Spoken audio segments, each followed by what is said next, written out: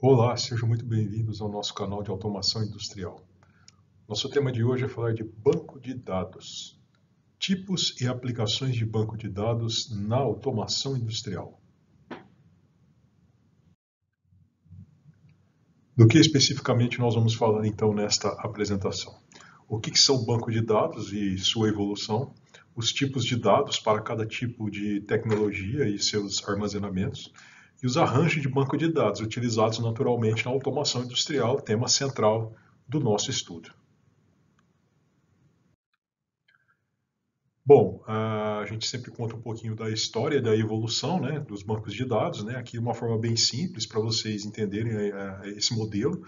Então a gente tem aqui nos anos 60, né, começou a questão dos guardar dados, né, então é através de modelos hierárquicos, então esses eram os modelos utilizados. Aí nos anos 70 a gente já começou a trabalhar com bancos relacional, a gente vai falar um pouco. Aí depois surge a evolução, né, do próprio banco relacional, mas com sistema de gerenciamento, né, então ele já tinha um sistema dentro dele para gerenciar esses bancos de dados. Nos anos 70 surgem os bancos temporais. Nos anos 90 aí já surge o chamado de NoSQL, né, que é um banco de dados já não de forma que é gravado com dados que não são relacionais. Aí nos anos 2000 surge a ideia do Data Lake ou Lago de Dados também, que nós vamos falar um pouquinho. E aí, em 2010, os Big Datas, né, que são os grandes bancos de dados e sistemas, e a gente tem aí, caminhando para uma evolução nos anos 2020, a utilização dos bancos de dados com inteligência artificial. Bom, o que é então um banco de dados, né? O conceito. Um banco de dados nada mais é do que um sistema que organiza e armazena dados, né?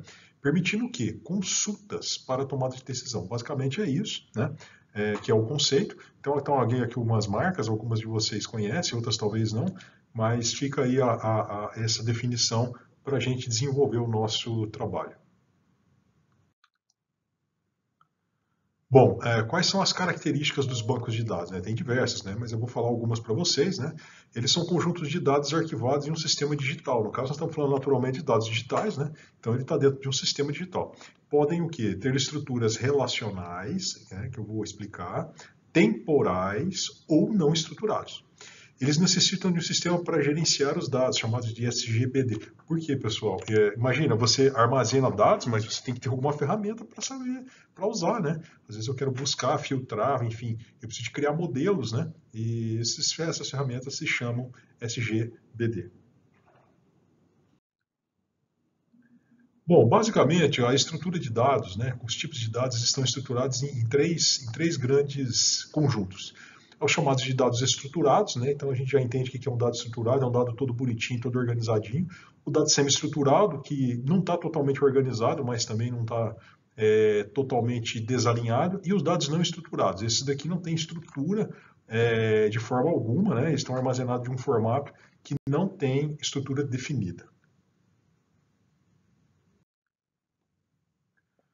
Bom, baseado nos dois grandes modelos de dados, né, nós vamos dividir aqui dois grandes grupos, né, isso aqui é importantíssimo entender. Então vamos falar de dados estruturados e não estruturados, né, que são os dois grandes grupos, né.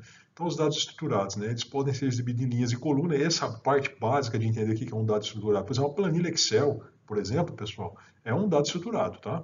Números, datas e caracteres conhecidos, né. Existe uma estimativa que 20% dos dados que existem estão baseados em dados estruturados, requer pouco armazenamento, porque ele já está todo organizado, e ele é mais fácil de gerenciar e proteger soluções legadas, né? Então, ainda que tenha 20%, a que a gente usa na grande maioria do dia a dia está aqui. E os dados não estruturados, né? Eles não podem ser exibidos em linha, coluna ou banco de dados relacional, é totalmente diferente o formato. Exemplo, imagem, áudio, vídeo, arquivo, processamento de texto, planilha, esses são esses dados. Estimativa aí que 80% dos dados são dados não estruturados, requer grande armazenamento, né, espaço para isso, e é mais difícil de gerenciar e proteger com soluções legadas, né? Então, isso é importante vocês entenderem, esses dois grandes mundos aí dos dados. Bom, como é que são as estruturas desses sistemas de dados, né? Quando a gente está falando de sistemas, pessoal, que está incluso aquilo que nós já vimos, né? Então, é onde que você grava, armazena, e já o sistema, né, que ele permite fazer a parte dessa gestão. tá? Então a gente vai dividir em 4 grandes grupos, né? São chamados de dados tradicionais, o Data Warehouse, o Data Lake e o Data House, o Lake House. Então aqui o que normalmente são? São dados operacionais, monitoramento em tempo real, visualização por terceiros e usuários operadores. Bem simples, tá? Mas é um banco de dados tradicional, ainda muito utilizado. Aí a gente passa por os warehouse, né, os data warehouse, envio de dado para terceiros e monitoramento, visualização para terceiros e analistas, né? Ele é um processamento e organização antes da gravação, baseado em qualquer fonte. E aí, mais modernamente falando, vamos falar um pouco mais moderno, isso é mais atual, né? Aí a gente chama dos data lakes, ou lago de dados, né? São dados estruturados ou não, gravação nativa de qualquer fonte, tá? Uma seleção natural, e escolha de dados, visualização por terceiros. O que é a visualização por terceiros que eu estou dizendo aqui? Você pode externar esses dados de forma fora do ambiente do sistema de gerenciamento de dados. E normalmente vão ser usados por cientistas de dados. E o Lakehouse, bem mais atual, tá? Dados estruturados ou não, tratados de qualquer fonte. Monitoramento de condições de tempo real. Olha só que interessante aqui, ó. Visualização construtiva de dados com plataformas de inteligência artificial. Então a gente já dá mais um avanço. E diversos usuários de qualquer tipo de interesse, que são aí os interessados nesses modelos de sistemas. Importante entender um conceito, ETL, ele não é novo, mas às vezes você pode falar alguma coisa em banco de dados, né? O que é um ETL? Né? É o Extract, Transform e Load, que significa o quê? Extrair, transformar e carregar, o que é o dado. É um sistema que tem por objetivo fazer o quê? Extrair os dados de variados sistemas, extrair de variados sistemas, fazer o quê? Uma transformação de acordo com o quê? Com a sua necessidade e, por fim, carregar no lugar de armazenamento, onde você quer colocar. É uma forma de tratar, tá? É um modelo, né? Então a gente chama isso de modelos ETL. Bom, o primeiro tipo de banco de dados que nós vamos ver, de forma muito simples, a ideia aqui não é entrar nos detalhes, né, de como faz uma engenharia de banco de dados, mas o banco de dados relacionais, tá? São dados gravados em formato de linha e coluna, né, os elementos principais, né? Os dados seguem uma padronização e um formato, tem uma atualização através de uma transação, então existe uma consolidação na transação e ele grava o dado a partir disso. Então está aqui como é que é uma estrutura de dados relacionais. Lembra que eu falei da planilha? Aqui é uma planilha. Isso aqui é um banco de dados relacional, baseado em quê? Em linha e coluna, tá bom? Então são os bancos de dados. Aqui é um sistema de banco de dados, né? Por exemplo, um Oracle, por exemplo, né? Um SQL Server, né? Também gravam no mesmo modelo, no mesmo conceito. Bom, outros tipos de dados que existem são os bancos de dados temporal. Esses daqui, especificamente, um comentário para vocês, isso aqui é muito usado na automação industrial, tá? Ele é um dado que representa um valor no tempo, eu vou explicar como que isso funciona. A gravação é um vetor de dado, né? É o valor mais tempo e um banco de dados altamente compacto. Isto é fundamental na utilização. Como que é utilizado, como que é esse dado estruturado? Só para vocês terem uma ideia, né? Então, como é que ele funciona? É bem simples de entender. Então, imagina que você tem uma variável de nível de um tanque. E esse nível, você não pode ficar gravando ele. Se você for gravar, por exemplo, um dado a cada 1 segundo, você vai ter que ter um banco de dados muito grande. E imagine que a cada 1 segundo ele não vai ter uma variação grande. Então, o que o sistema faz? Ele grava aquele valor naquele instante de 1 segundo e ele vai, a cada tempo que você define, ele vai fazer uma medição e vai colocar uma faixa maior ou menor. Se tiver dentro dessa faixa, ele não grava outro dado e ele fica contando o tempo. Quando ele muda uma variável, por exemplo, aí ele muda acima, por exemplo, de 5% que você estabeleceu, ele vai gravar o segundo dado. Aí como que ele grava? Ele vai gravar o dado primeiro, o tempo e o segundo dado. Pronto. Então vocês imaginam o quanto você consegue economizar em banco de dados. Esse modelo ou essa modelagem nós chamamos de taxa de compressão. De uma forma bem resumida, naturalmente, né? Eu estou explicando para vocês o que é isso, e isso é muito utilizado na indústria, tá? Esses modelos de bancos de dados. Bom, outros tipos de dados que existem são chamados de dados não estruturados, né? É um dado, um arquivo sem definição para o sistema, ele não tem definição. Por exemplo, uma foto, um áudio, um vídeo, tudo são dados não estruturados. É necessário ensinar o sistema a entender o dado, tá? Então ele não é simples, igual quando você coloca um dado numa planilha. Você tem que falar para ele, ó, isso aqui é uma imagem, ou isso aqui é um documento, né? E é necessário um grande volume para armazenamento, claro, né, pessoal? Imagina, você tem que ter muito espaço para poder gravar esses modelos de arquivos. Bom, a gente tem o Data Warehouse, né? O Data Warehouse é uma fonte de dados, é um depósito, né? Normalmente a gente chama de depósito, né? Estruturados de pré-processados. Tem finalidades bem específicas, né? São sistemas grandes para dados, tem estruturas bem rígidas, né? Isto é, eles não são flexíveis, eles são exatamente para atender algum tipo de necessidade. Aqui está dando um exemplo, ó, os dados do CRM, né? Os sistemas de venda, né? Os sistemas de ERP, né? Um exemplo. Aqui, ó, percebam, entra na ETL, lembra? Ele vai fazer um tratamento, grava no Data Warehouse, e a partir do Data Warehouse, eu gero o quê? Relatórios de saída, né? Para mim fazer a utilização prática. Por exemplo, os relatórios, os analytics, né? A mineração de dados, etc. Bom, a estrutura de dados também, aqui mais um exemplo, né, como vocês viram, a base de dados transacionais, eu mando tudo para cá, aqui é onde eu faço a extração, adequação, limpeza, enfim, eu tenho que tratar. Então, eu pego os sistemas de ERP, os dados locais, dados externos, enfim, qualquer dado eu jogo aqui, pego esses dados aqui através desse tratamento, que é o ETL que nós vimos, manda para o Data Warehouse, e os chamados de data marts. O que são data marts? Os data marts são banco de dados, são subdados, tá? O que significa isso? Significa que cada dado que está aqui, nesse conjuntinho, ele é específico de uma área. Eu vou dar um exemplo para vocês, um banco de dados de uma folha de pagamento, por exemplo, né? Um banco de dados de um sistema de fórmula industrial, ele está aqui. Então, são subsistemas, né? São subdados que formam, através desses subconjuntos, formam o Data Warehouse. E a partir daí, o que eu faço? Eu gero a saída, relatórios, análise, seja lá o que for. Bom, o outro banco de dados que nós vimos aqui com um pouquinho mais de detalhe é o chamado Data Lake, é o lago de dados. O que ele faz? Ele grava tudo, inclusive dados não estruturados, né? Ele se caracteriza por gravar o quê? Dados brutos, tá? Ele não quer nem saber que dado é, ele já joga no sistema e grava, né? E ele possui uma entrada muito variável, tá? É bem flexível. Então percebam, ó, dados de machine learning, analytics, movimentação de dados em tempo real, movimentações de dados on-primes, né? Isto é, no local, enfim. Muito interessante, por isso se chama lago de dados. Bom, como é que é uma estrutura do Data Lake, né? Então, ele tem aqui os dados, né? Então, aqui a fonte, né? Eu tenho os dados brutos que eu jogo diretamente no Data Lake. Aí, que se eu quiser usar, eu tenho que tratar, né? E aí eu faço uma gravação. Posso mandar, por exemplo, para um Data Warehouse ou posso subdividir dados em Data Marts, lembra? Para fazer aplicações específicas. E eu tenho os Lakehouses, né? Então, os Lakehouses que vamos chamar assim, que são os mais atuais, os mais modernos, tá? Então, o que ele faz? Ele grava todo tipo de dado e permite o gerenciamento. Ele incorpora ferramentas de análise, né, machine learning e inteligência artificial. São compatíveis com bancos de dados chamados de ACID, tá? Se vocês quiserem dar uma pesquisada, que eles são bancos de dados caracterizados por atomicidade, consistência, isolamento e durabilidade, tá? Então, isso aqui é uma característica muito importante. Então, assim, é só para vocês entenderem a estrutura, que é interessante. Então, aqui eu tenho os dados, né, eu faço a extração. O Data Lake está aqui, ele já está dentro dessa estrutura aqui, por exemplo, a caracterização e utilização de ETL.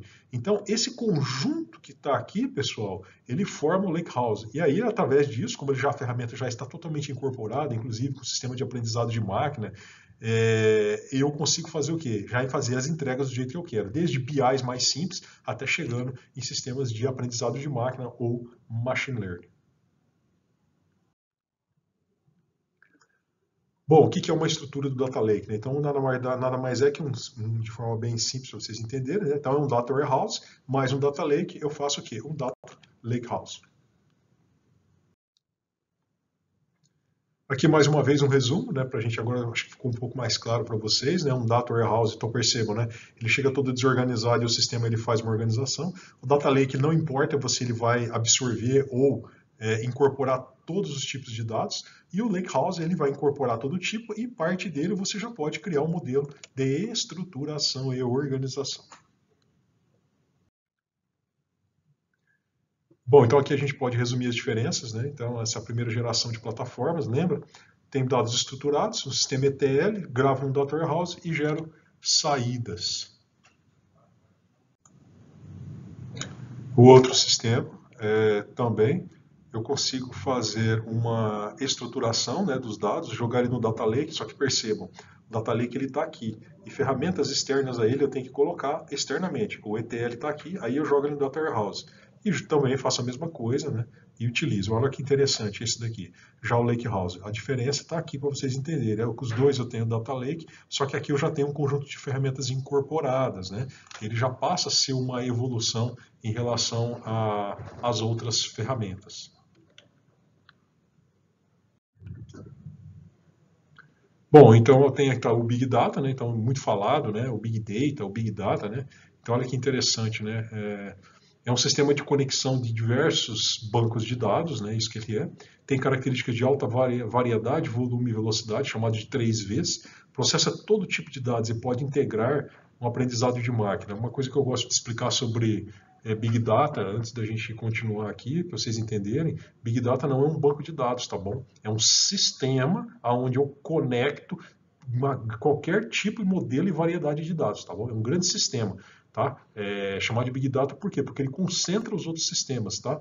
Mas ele não é um sistema onde eu armazeno o dado, mas é um sistema que concentra diversas conectividades de dados.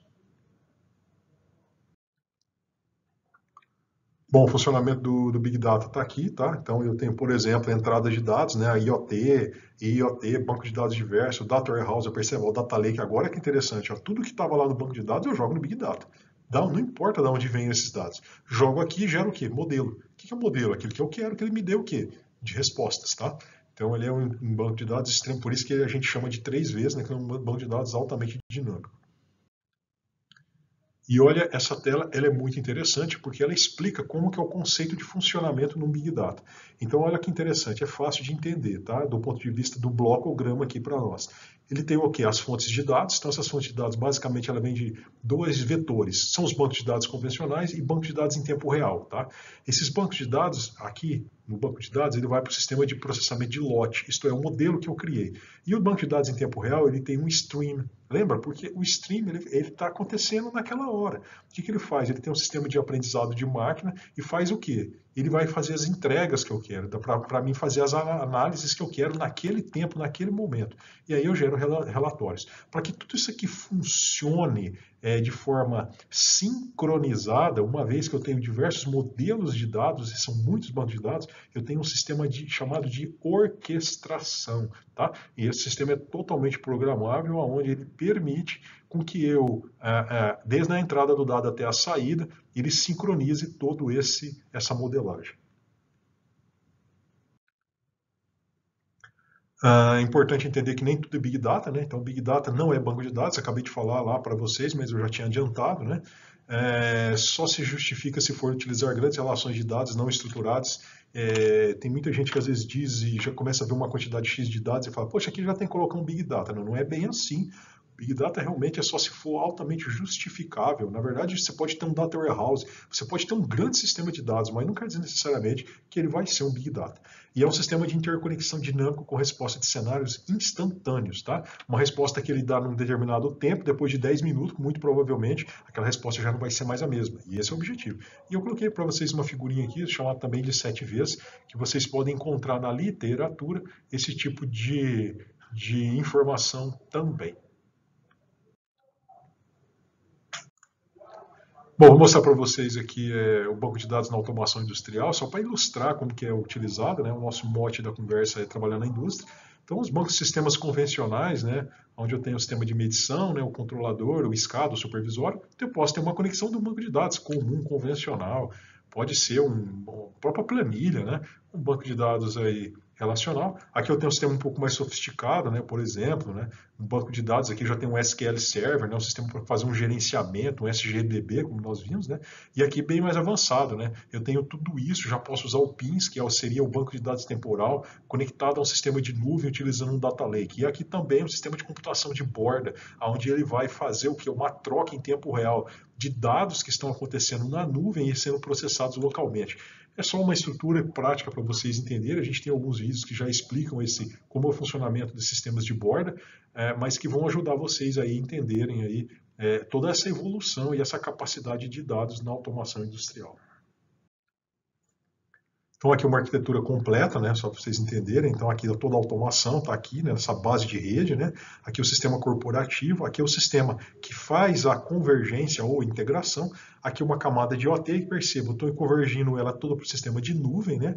E aqui eu tenho um Big Data, né. O que esse Big Data enxerga? Ele está enxergando tudo que está acontecendo aqui em tempo real e me dando respostas, me dando insights para que eu possa tomar decisões. Então tá aqui, eu vou falar para vocês de algumas tendências, né, que ainda na evolução dos sistemas de banco de dados, né.